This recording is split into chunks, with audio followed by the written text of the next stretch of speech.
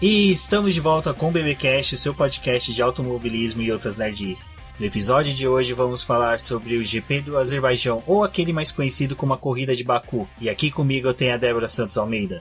Olá, amigos, sejam bem-vindos e eu espero que essa seja mais uma corrida maluca. Bom, todos torcemos assim. Bom, e hoje nós temos um convidado mais do que especial, aquele que me iniciou nessa vida de podcaster. Conosco, Carlos Eduardo Valese. Fala, galera. Olá, cabeça de gasolina. Esse negócio de mais que especial, pra mim é sempre assim. Tem um cara excepcional. Trouxemos direto da PAI e é o Valese pra conversar com vocês. Tudo bom, gente? Tudo bom, Valese. Nossa, um prazerzaço ter você aqui. Eu posso falar que é o meu Dom Corleone, meu padrinho no mundo do podcast. Prazerzaço. Eu acho que foi muito adiado o convite seu, porque eu queria ter um nível de profissionalismo muito grande no BBcast para tê-lo aqui com a gente. Cara, Rubens, você sabe que você já é meu chefe lá no Boletim do Paddock. A gente já conversa faz muito tempo sobre isso. O prazer é meu. Eu tava esperando esse convite ansiosamente. E é muito bom poder gravar o BBcast antes do Auto Radio, por exemplo. É um troço que eu tô esperando faz 6 anos só. Bom, o legal do Auto Radio é que quanto mais você faz o Bunnyman ficar aguardando a gravação, acho que mais ele vai enriquecendo as perguntas que ele faz. E lembrando o pessoal que eu participei recentemente, no post vai ter o link do programa, ficou bem bacaninho. Eu acho que ali o pessoal que quer conhecer um pouquinho da história do Boletim do Paddock, é só dar uma ouvidinha lá e também ouvir minhas indicações musicais. E falando em Ricardo Bunnyman, eu acho que já é um bom engate para poder agradecer aos nossos apoiadores, aqueles que estão auxiliando o Boletim do Paddock por meio da nossa campanha coletiva e contínua no Apoia-se. E eu falo porque do Ricardo Bunnyman, porque ele encabeça os nossos apoiadores, que é o Ricardo Bunnyman, a Maia Barbosa, Eliezer Teixeira, Luiz Félix, Arthur Felipe, Thiago Bullet, Rafael Celone, Will Mesquita, Anthony Santos, Rogério Froner, Helena Lisboa e Cássio Machado. Bom, vou agradecer novamente aos nossos apoiadores, porque é por conta deles que a gente está tendo como manter este programa e também trazer os nossos novos projetos. Então não deixem de apoiar a nossa campanha de financiamento contínuo e coletivo. Então é isso, pessoal. Antes de darmos entrada aos comentários, a conversa sobre o GP do Azerbaijão, eu vou deixar vocês com um recadinho da Cíntia Venança, nossa colunista especializada em Fórmula E, que ela vai trazer para vocês um curto preview sobre o E-Prix de Paris. Olá, ouvintes do BPcast, aqui é a Cíntia Venança, sua colunista sobre Fórmula E e outras categorias. Sábado agora é o E-Prix de Paris, tá todo mundo preparado? Então, o que eu vou destacar aqui para vocês? Em primeiro lugar, é a imprevisibilidade dessa temporada. A 5ª temporada da Fórmula E tá indo para a 8ª etapa e até agora, nas 7 primeiras corridas do ano, a gente teve 7 vencedores diferentes de 7 equipes diferentes. Foram 7 pole positions diferentes de 7 nacionalidades diferentes. Gente, tá tudo muito louco. A Fórmula E não tá deixando a gente pensar direito. Eu aposto alguma coisa para a próxima etapa? De jeito nenhum. Não sei vocês. Eu só espero mais uma corrida caótica e muito divertida como tem sido todas até agora. O que a gente pode esperar? Talvez um safety car, talvez uma bandeira vermelha. Algo bem temperado como tem sido nas primeiras etapas. Como a gente não pode apostar muito, porque não tá dando, vamos lembrar como foi ano passado. Na 4ª temporada, em 2018, quem venceu o E-Prix da França lá em Paris foi o Jean-Eric Vergne. Ele que é francês, né? Então venceu em casa. Foi quando ele começou a despontar aí na luta pelo campeonato com o Sam Burge. Foi uma ótima corrida, ele conseguiu a pole position e a vitória. O segundo lugar ficou com o Lucas de Grassi e o terceiro ficou com o Sam Burge, que vinha em quarto, mas ele conseguiu o terceiro lugar na última curva, porque ele se envolveu num acidente com o André Lotterer. O Lotterer que é companheiro de equipe do Jean-Eric Vergne. O Lotterer ficou lento na pista, o Burge não conseguiu desviar e aí eles bateram. O Sam Burge conseguiu o terceiro lugar, mesmo com boa parte do carro danificado. Ele ainda conseguiu cruzar a linha de chegada em terceiro. O Lucas, na ocasião, ele conseguiu o terceiro pódio seguido dos 7 que ele chegou a conquistar no ano passado, numa recuperação incrível na segunda metade do campeonato. E Agora para 2019, como eu falei, o que a gente pode esperar, o que eu espero realmente que aconteça é uma corrida bem movimentada e bem divertida. Falando em Lucas de Grassi, ele vem todo confiante com a Audi, né? Ele espera que a Audi também comece a sua recuperação aqui na segunda metade do campeonato. O Felipe Massa, que vem pela Venturi, ele conseguiu alguns pontos, ainda não conseguiu vitória nem pódio, mas como tem qualquer coisa pode acontecer nessa temporada, pode ser que o Felipe consiga descolar um pódio aí também. E esses são os dois únicos brasileiros que vão representar a gente lá na Fórmula E, porque o Nelsinho Piquet, ele não tá mais na Jaguar, né, desde o E-Prix passado em Roma, e o Felipe Nasser também não vai voltar com a Dragon. A equipe preferiu manter o Max Günther, até porque houve um conflito de agenda do Felipe Nasser, ele que também corre na IMSA, nos Estados Unidos. Então, por causa da divergência de agendas, o brasileiro Felipe Nasser não vai poder participar dessa etapa da Fórmula E também. E tem também por causa dos resultados ruins, né, que o Felipe teve nas 3 ocasiões que ele disputou pela Dragon. Nas 3 corridas foi um 19º lugar e 2 abandonos. Então esses resultados não são muito empolgantes para a equipe. De qualquer forma, a gente está aqui na torcida esperando que ele volte, pra gente ter mais opções de brasileiros lá. E, em todo caso, vamos sempre torcer pelos outros pilotos e por uma boa corrida também, tá? Então, se você quiser deixar aí algum palpite de quem será que vai ganhar, se a gente vai ter mais um vencedor diferente, né? Vai ter o 8º vencedor diferente, se vai ter alguém que vai conseguir ganhar pela segunda vez esse ano, ou, sei lá, o que mais vai acontecer, quantos carros vão terminar a prova, não sei, pode acontecer qualquer coisa, certo? Então, é isso, gente. Esse foi o nosso esquenta aí pro E-Prix de Paris, e qualquer coisa, vocês comentem lá com a gente no dia da corrida, sábado, 10 horas da manhã, pelo Fox 2, vai lá no Twitter, comenta com a gente, e depois da corrida volta aqui pra comentar com a gente de novo, tá bom? É isso, beijo pra todo mundo, tchau! Bom, Valese, eu acho que quando anunciaram o GP do Azerbaijão, né, a primeira coisa que a gente foi fazer na vida foi procurar no Google o que é Azerbaijão, né? E a mesma coisa foi aguentar os inúmeros memes de Baku sobre voodoo que o pessoal bombou nos primeiros anos e a descrença que o pessoal tinha quanto a esse GP. Mas hoje podemos dizer que ele é tão aguardado quanto alguns GPs, somente não é tão aguardado quanto o GP do Brasil. Exatamente, porque quando o Bernie falou que ia colocar uma prova no lugar do GP da Coreia de 2015, que ia ser no Azerbaijão, a primeira coisa foi procurar um mapa-mundi, né? Onde é que fica esse lugar? Ainda mais GP de Baku. A quantidade de memes e trocadilhos do Carilho foram inimagináveis, ainda são feitos. O GP era para acontecer em 2015, acabou que não deu certo. Foi o Tio que até que bolou, ele não fez a pista porque não é uma pista, é um circuito de rua, mas ele bolou o traçado. Em 2016 ele aconteceu e, pasmem, como o GP da Europa, né? Para mim, em meus parcos conhecimentos de geografia, aquele negócio já é Ásia, mas fica só a questão de colocar um GP a mais. Foi muito legal. Foi uma corrida, apesar de dominada pelo Rosberg, a gente vai acabar falando sobre isso depois, mas foi um GP que mostrou ser muito legal, num lugar lindo, maravilhoso. Não sei vocês, mas desde a primeira vez que eu vi as imagens do Azerbaijão, as imagens de Baku, eu fiquei apaixonado, com morrendo de vontade de conhecer aquele lugar. E depois ele passou a ser o GP do Azerbaijão mesmo, em 17 e 18, então a gente tem aí 3 corridas, essa vai ser a 4ª corrida lá, mas já podemos dizer que é um clássico do campeonato, né? O legal do GP do Azerbaijão em Baku é que esse contraste que nós temos, né, como você falou, que paisagem bonita, daqueles castelos, daquela região ali que remete a um cenário meio medieval, principalmente aquela entrada que é da ruinha, que é do lado do castelo do Rei Copa do Super Mario, mas esse contraste ficou bem bacana, como você falou, o Tio que foi chamado, né, para poder elaborar o traçado, e tem uma coisinha que é legal sobre o traçado, que ele quase não foi aprovado porque ele não atingia em determinados pontos de pista as exigências mínimas que a FIA tem para traçado de rua, que é um espaçamento ali para poder ter mais de um carro até mesmo realizando ultrapassagem sem ter risco de contato.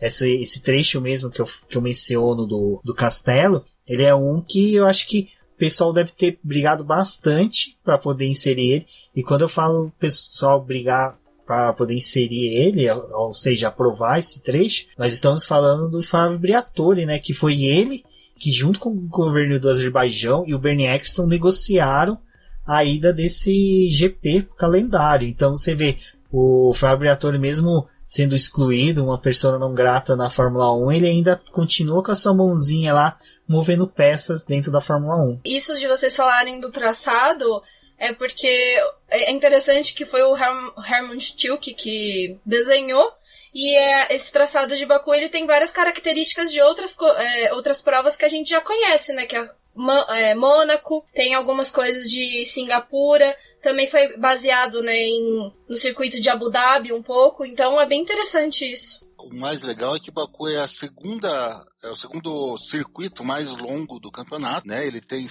mais de 6 km, ele só perde para Spa, e ele foi criado com a intenção de ser o circuito de rua mais rápido que existe, e realmente é. Então é um circuito, apesar de ser travado, apesar de ser difícil ultrapassagem, ele é muito rápido, ele tem retas longas, e isso faz com que a estratégia de corrida, a estratégia de pneus, de troca de pneus, tenha que ser muito bem pensada, e existem vários planos, A, B e C, que podem ser utilizados, de repente um é melhor que o outro. Isso enriquece demais a corrida em termos de estratégia. Bom, então já que o Valese deu o gancho dos pneus, eu vou pedir para a Débora comentar aqui sobre os pneus, mas já vou deixando uma pulguinha atrás da orelha do Valese, que você já me responde agora, um pouquinho depois que a Débora falar. A Ferrari vai ser o destaque desse GP, porque se tratando de um circuito rápido, ali aquele retão, ela tende a ser superior à Mercedes. O que você acha? Mas segura a resposta que a Débora vai falar sobre os pneus agora.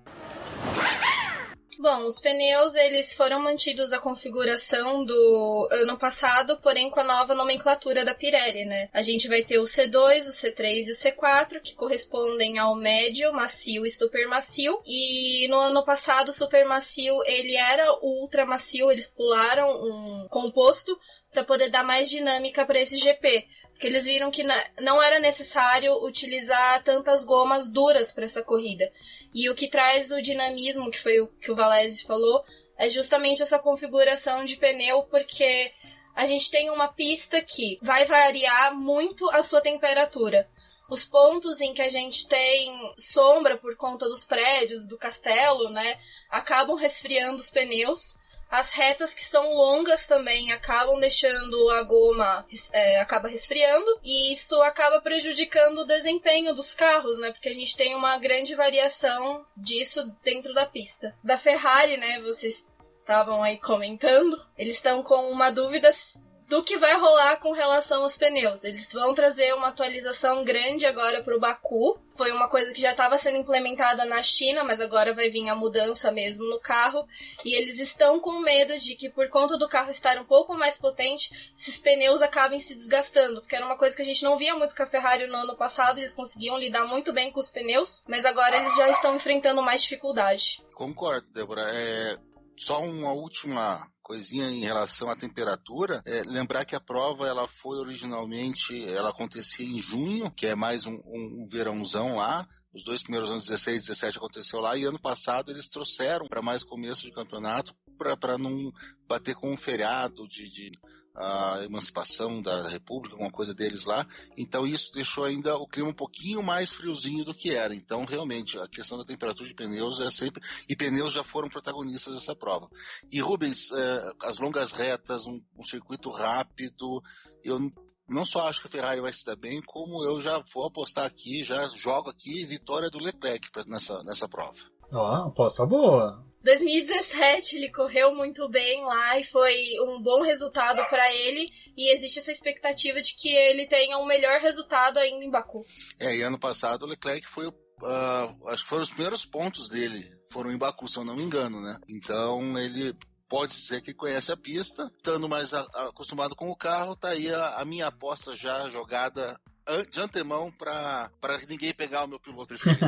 Não, a Leclerc eu acredito, porque esse menino vem com sangue nos olhos. Eu acho que depois do que aconteceu, tanto no Bahrein como na China, né, a questão da ordem de equipe e tal, eu acredito que ele venha com disposição. Mas assim, eu acho que internamente a Ferrari deve buscar, assim, elevar a questão do Vettel dentro da equipe por N motivos, que em números eu concordo, então eu acho muito bacana, mas esse desempenho da Ferrari, né, Valese, é muito bom e é bem esperado, eu acho que por todos, né? A gente tem especificação nova de motor, tanto da Ferrari quanto da Renault. Então, a gente espera aí melhorias nos dois... da Renault, não, desculpe, tanto da Ferrari quanto da Honda, fundindo aqui os motores da McLaren. Perdão. Mas a gente espera melhorias aí nos dois motores, e eu acho que para essa corrida, para eles terem adiantado essa versão nova, vamos dizer assim, é porque eles estão botando muita esperança nessa prova aí e como ela vai ser disputada. Eu acredito que a Mercedes ainda é uma força a ser batida, principalmente o ano inteiro, mas o Azerbaijão não deixa de ser diferente, mas eu acho que ela vai ter bem mais dificuldade. E ficar de olho na Red Bull também, porque se a Honda fizer uma unidade de potência melhorzinha, eles têm gente boa lá. O Verstappen, apesar da lambança do ano passado, que nós vamos conversar depois, ele sabe correr muito bem lá e ele conhece os atalhos, os caminhos de ultrapassagem. Tem tudo para ser uma prova muito aberta. Eu espero uma prova muito melhor do que o GP da China, por exemplo. Você citou a Honda, né? A Honda, como você falou, citou agora o GP da China, o Verstappen ele ficou numa posição cômoda ali no GP da China, que foi aquela posição em que quem estava atrás não ameaçava, que ele não precisava ameaçar quem estava na frente. Em Baku tem uma característica que eu acho que vai que é a entrada do safety car, então isso pode trazer um diferencial, até mesmo para um carro igual ao da Red Bull, que vai render em reta muito mais do que por aerodinâmica e braço do Verstappen, que é algo que eu citei nos episódios passados, que o desempenho da Red Bull hoje não é o método 100% do motor Honda. E recentemente o próprio Christian Horner falou que o chassi encontra com alguns pequenos erros de desenvolvimento deles. Então é muito mais braço do Verstappen, né, do que realmente o desempenho do conjunto motor e carro. Bom, antes da gente relembrar a corrida do ano passado para os nossos ouvintes, eu vou deixar vocês com um recado, uma previsão da Rafaela, e vocês já em seguida já vão conversar com a gente sobre a corrida do ano passado. Olá, ouvintes do Boletim Paddock, eu sou a Rafaela, sou de notícias garota da F1. Eu fui convidada pelo pessoal aqui para comentar um pouquinho com vocês o que eu estou aguardando para esse final de semana no Azerbaijão. Eu espero realmente que o Grande Prêmio de Baku seja, talvez nesse ano, a primeira corrida realmente emocionante que a gente tenha no calendário, porque tá vindo há 2 semanas toda essa expectativa. Nos últimos anos sempre trouxe algo diferente, uma emoçãozinha a mais. Ano passado, que foi incrível, aquela corrida que caiu no colo do Hamilton, depois do erro do Vettel, depois do pneu que estourou do Bottas. É difícil fazer uma previsão, porque o Azerbaijão é exatamente uma corrida assim, que não, as apostas ficam mais, quem pode ser, né? Quem que vai fazer a pole, quem que vai ganhar a corrida. Eu acredito que a pole possa vir mesmo pro Hamilton. A Mercedes está muito forte, a Ferrari não está dando cara de que vai ameaçar. Então eu acho que o Hamilton continua sendo o homem mais forte para fazer a volta mais rápida no sábado. Porém, durante a corrida é muito difícil apostar em alguma coisa. Se continuar, né, isso de mantendo, quem tá com o melhor equipamento, quem tá no melhor momento, a Mercedes vai levar de novo. Mas o circuito tende a surpreender. Então eu não vou pôr minha mão no fogo apostando em algum piloto ou em alguma equipe. Tô torcendo mesmo para que seja uma coisa diferente, que traga algo novo, que esse campeonato tá precisando, né? E a RBR e a Toro Rosso vão vir aí com uma atualização no sistema. A Honda já conversou sobre, talvez eles estejam bem fortes. Vamos ver como vai ser o Max Verstappen, quem sabe uma vitória aí, já que ele tá se mantendo ali mesmo no campeonato. Então, a minha torcida vai para que seja uma boa corrida, mas não aposto em ninguém para ganhar em Baku esse final de semana. Eu com certeza estarei comentando sobre a corrida no domingo nas minhas redes sociais. Vocês podem me acompanhar tanto no Twitter quanto no Facebook ou no Instagram, é Garota da F1, ou pelo site garotaf1.com.br. Eu queria agradecer aí o convite da Débora, do Rubens e do Valese, que me deram esse espacinho para poder comentar um pouquinho sobre essa corrida que eu acho uma das melhores do calendário atual da Fórmula 1. Espero poder estar com vocês em outros momentos. Valeu, gente!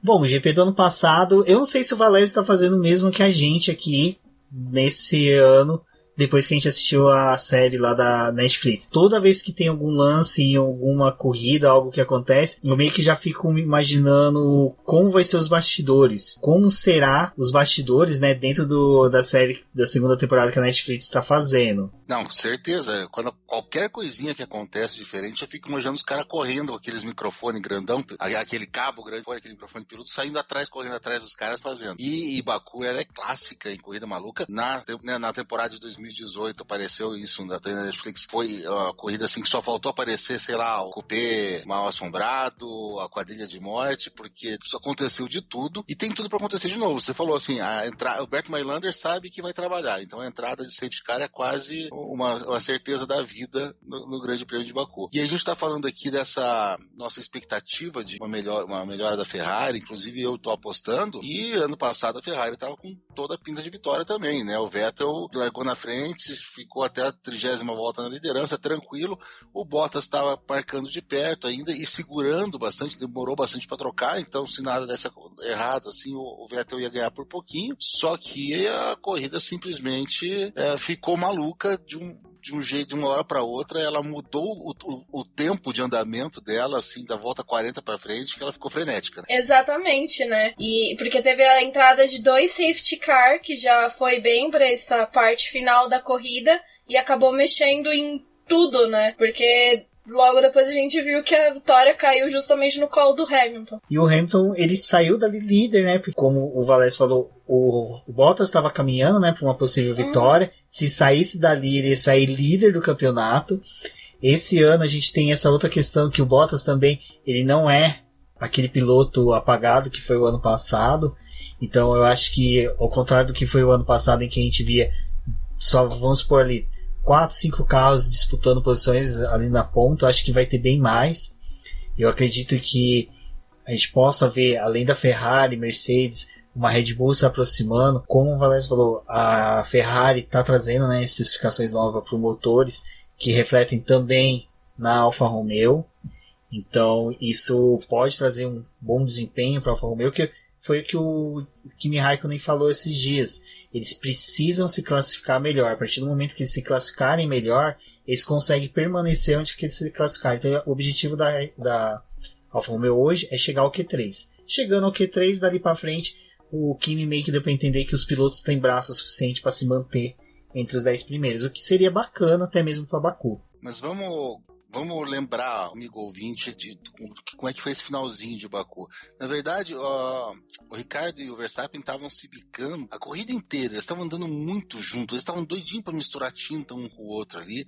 E um passava, o outro passava, tava aquela coisa. E o pessoal da Red Bull, o Horner, tava até, galera, calma aí. Podem brigar, mas fiquem calmos, tal. Até que em determinado momento, volta, se eu não me engano, 40, 41, faltava pouco, faltava 11 voltas pro fim da corrida. O Verstappen tinha passado o Ricardo recentemente. O Ricardo foi tentar a ultrapassagem de novo. O Verstappen deu uma balançada no carro, segurou, o Ricardo simplesmente acertou a traseira dele. Aliás, Baku já tem essa efeméride nas 2 provas que aconteceram lá. Pilotos da mesma equipe bateram e abandonaram. Em 2017 tinha sido a Force India, 2018 foi a Red Bull, agora 2019 não sabemos se vai acontecer com alguém, a McLaren. E daí aconteceu assim que abandonaram as 2 a Red Bull e o carro de segurança entrou. Carro de segurança entrou, o pessoal ainda conseguiu correr nos boxes, o Bottas fez essa estratégia de única parada e acabou se vendo na frente de todo mundo. Ainda durante o safety car, o Grosjean conseguiu o pneu esfriando. A Débora tinha falado mais no começo do programa, o problema de manter o aquecimento de pneus. Atrás do safety car é pior ainda. O Grosjean tentando aquecer um pouco o pneu, se perdeu uma batida fantasma do Magnussen e acertou um muro, o que atrasou ainda mais a saída do safety car. Quando ele saiu, faltavam 4 voltas só. Tinha pouca coisa a fazer e muita vontade de fazer. O Vettel estava atrás do Hamilton, estava brigando pelo campeonato ainda, fez uma daquelas tentativas afobadas que a gente tem infelizmente visto do Vettel nos últimos tempos e se perdeu, errou completamente, acabou caindo. bastante. E o Bottas, coitado, tava com o pneu assim, recém-trocado, novo, mas ele acabou passando por cima de detrito e o pneu dele estourou de uma maneira espetacular na reta. A vitória acabou caindo no colo do Hamilton. O Sérgio Pérez acabou herdando uma terceira posição com a Force India. Foi uma coisa muito legal, foi uma festa muito legal na equipe. E a desolação do Bottas, não de Smog, mas do Bottas, foi uma das coisas mais tristes de se ver nas imagens do GP, né, gente? A imagem do Bottas estourando o pneu e... saindo triste. Nossa. Foi um GP que gerou imagens pra meme, porque tem o do Bottas, tem o do Grosjean também sentado numa escadinha, com a mão na cabeça, bem cabisbaixo, e também o do Ricardo saindo do carro, olhando pra trás, todo enfurecido. Acho que foi a primeira vez que a gente viu a boca fechada do Ricardo sem estar sorrindo, porque ele saiu tremendamente putaço do carro, e com razão até, diga-se de passagem. Depois ele meio que teve que não assumir a culpa, né? Mas deixaram o negócio o Horner colocou panos quentes, né? Mas o Valese chegou a mencionar ali meio de forma subliminar as McLarens, lembrando que aquela ali eu acho que foi a corrida em que a primeira vez eu acho que o fã da McLaren teve que bater palmas, até mesmo aquele que não gosta, teve que bater palmas pro Alonso, né? Porque o Alonso teve um pneu furado, se eu não me engano, o traseiro esquerdo, trouxe o carro quase uma volta inteirinha no braço pros boxes, trocou o assoalho dele. Depois o Zac Brown deu uma declaração, e outros mecânicos da McLaren também, que falou que o assoalho dele, a parte traseira, estava totalmente detonada e não sabiam como ele conseguiu honrar. Foi acho que uma 6ª posição na corrida, não me recordo agora, mas foi assim, foi algo vitorioso. E como a gente falou, a gente sempre vê alguma coisa, né? Hoje em dia a gente remete à série da Netflix, que tem um BBcast que a gente falou sobre o review da série, também tá o link no post, aonde que na série o pessoal mostrou, né, que tem a disputa do Carlos Sainz contra o Alonso, e essa corrida teve um destaque ali de como o Alonso conseguiu se superar diante de uma adversidade grande, que era ter um carro desalinhado, que o carro ficou desalinhado, sem assoalho e com o pneu detonado. Tudo bem que isso não apaga lá, né, todo o passado negro dele dentro da McLaren, como alguns fãs gostam de falar, mas hoje ele está trilhando outros caminhos também sem sorte na Indy, que hoje que o carro dele saiu dos boxes na Indy, quebrou, e olha que não era motor Honda, era motor Chevrolet. Mas não estamos falando de Indy, estamos falando de Baku. O GP do Baku do ano passado, né, Valéz, eu acho que é um dos GPs que a gente ficou até mesmo torcendo para que os seguintes repetissem a dose. Sim, com certeza. O de 2017 já tinha sido um GP bem divertido, e o de 2018 foi, citando o nosso decano Del Valle, de se pendurar no lustre no final do GP, porque ele foi uma coisa assim, uma corrida aberta, uma corrida com apresentações maiúsculas, em que o braço dos pilotos fez diferença. Daí a gente acaba dando o nosso braço a torcer de que é um circuito de rua, é um circuito que pode ser travado, mas que ele peneira os bons pilotos. Então, depois de 2 anos tendo o GP do Azerbaijão no campeonato, a gente já começa a esperar por ele todo ano. Exato, é um GP que tem Lance Stroll no pódio, né? Isso é algo que é legal. Eu acho que, salvo engano, foi o quê? 2016, 2017. Hoje eu tô péssimo com números e datas. Mas 2017 foi legal, foi uma pena que o Bottas passou ele ali no último segundo. Então, fãs de Fórmula 1, acreditem, esse GP tem tudo para ter, tem todos os elementos, eu acho que para completos que a Fórmula 1 já viu, para poder ter uma corrida emocionante. A gente torce às vezes para que esse safety car entre para poder mudar toda a estrutura da corrida. A gente fica observando os pilotos, né, aquelas paredes e o circuito completamente apertado, e vai dando um medo, porque parece que aqueles carros não vão conseguir passar e eles são os monstros de carro. Bom, a minha expectativa é que para que seja uma corrida eletrizante como a do ano passado, e não vou fazer que nem o Valese e apostar em alguém para poder vencer essa corrida, mas Mercedes, não sei. Tem que apostar sim, porque a coisa que o ouvinte mais gosta de fazer é tirar sarro dos nossos erros depois. Pessoal, olha, não se esqueçam que aqui no Boletim de Paddock tá rolando as 2 apostas do F1 Fantasy lá, que é um pouquinho mais tranquila, e tem o do GP Predictor, tem uns prêmiozinhos que também tá tudo descrito no post, então visitem o post e não esqueçam de participar do GP Predictor. Então, já que vamos ter que apostar, vamos apostar. Eu vou de Bottas. Vou de Bottas porque ele tá num ano, né, que tá um pouco melhor. Tá inspirado.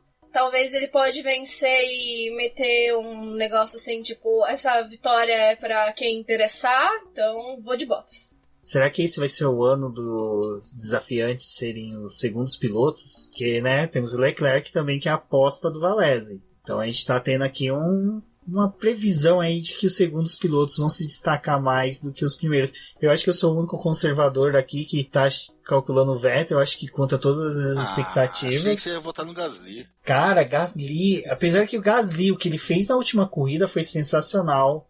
Eu acho que foi até bom você ter levantado essa bola. Vou dar um corte bem bacaninha nela, que é o seguinte: o Gasly, ele reclamou de adaptação ao carro, que ele estava buscando, algumas pessoas apedrejaram eles. Eu vi alguns artigos fora, pessoal criticando ele, falando onde já se viu um piloto sofrer com a adaptação, mas eu concordo que quando o piloto está tentando se adaptar, quando o piloto chega no carro e ele é ruim com o carro, ele perde no nível do Gasly, perde um décimo e meio. O cara, quando está buscando adaptação, ele está perdendo mais de um segundo. Então o Gasly, quando ele atingir, eu acho que ele é um possível aí conflitante ali de dentro da equipe com o Verstappen. Então eu acho que o segundo semestre do Gasly vai ser um segundo semestre dele disputando posições até mesmo diretamente com o Verstappen. Mas eu não aposto nele nem no pódio. Eu acho que ele deve ficar em um dos muros de Baku. Posso fazer mais uma aposta? Pode. Agora eu vou fazer uma aposta de Alfa Romeo. Vou apostar que essa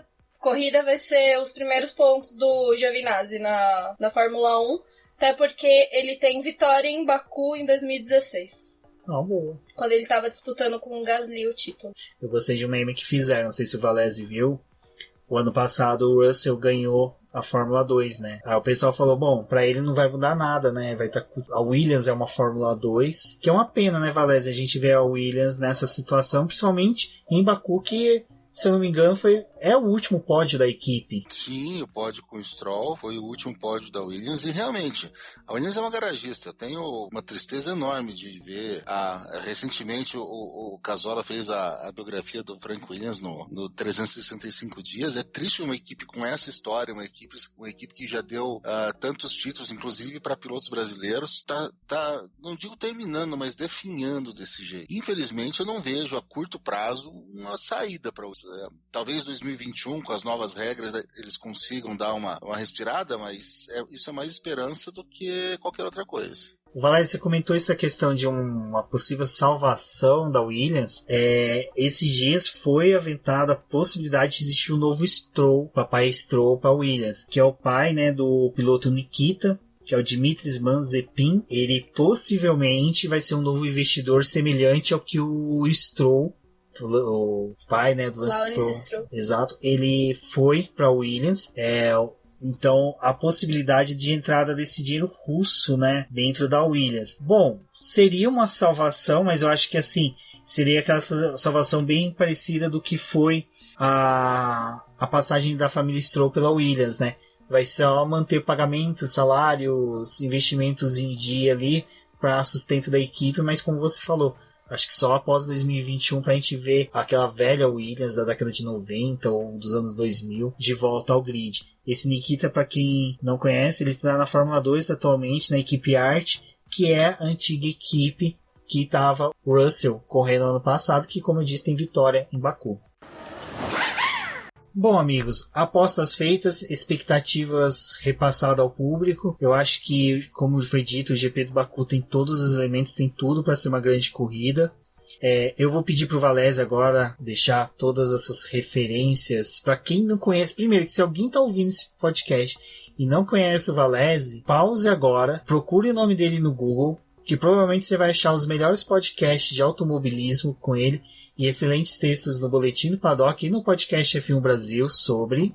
Então façam esse estudo, vai ser lição de casa de vocês até o começo da corrida no domingo. Eu me despeço aqui, eu sou o Rubem GP Neto, vocês me encontram na internet com esse nick Rubem GP Neto. Agradeço mais uma vez a todos os ouvintes, aos apoiadores, e um forte abraço e até a próxima. Gente, Obrigado por ter me convidado, adorei estar fazendo parte aí do BPcast, mais um produto de sucesso da franquia Boletim do Paddock. E eu tô lá, tô no Boletim do Paddock também, a gente tá terminando o segundo ano da série 365 dias, contando com essa pretensão de contar a história da Fórmula 1, mas contando histórias muito legais que aconteceram. Tô no Twitter, no @cevalese, sempre falando muito sobre coisas nerds, livros, Game of Thrones, Vingadores e Fórmula 1 sempre. Então esse final de semana fica especial, o Twitter é minha rede preferida para isso. No podcast F1 Brasil, Del Valle já há bastante tempo aí desbravando, né, no tempo que essa internet era tudo mato, e também uma ou outra aparição esporádica em podcasts por aí, mas o mais importante é que eu tô junto com a galera e tão falando de Fórmula 1 e seguindo esse esporte que a gente adora. Valeu, gente, até a próxima. Obrigada, Valese, por participar do nosso programa. Fica aí o convite para você retornar aqui mais algumas vezes. Bom, obrigada, apoiadores. Obrigada a todo mundo que escutou esse programa até aqui. Eu também vou me despedindo e vocês podem conversar comigo pelo Twitter, que é @theflowers. Até a próxima.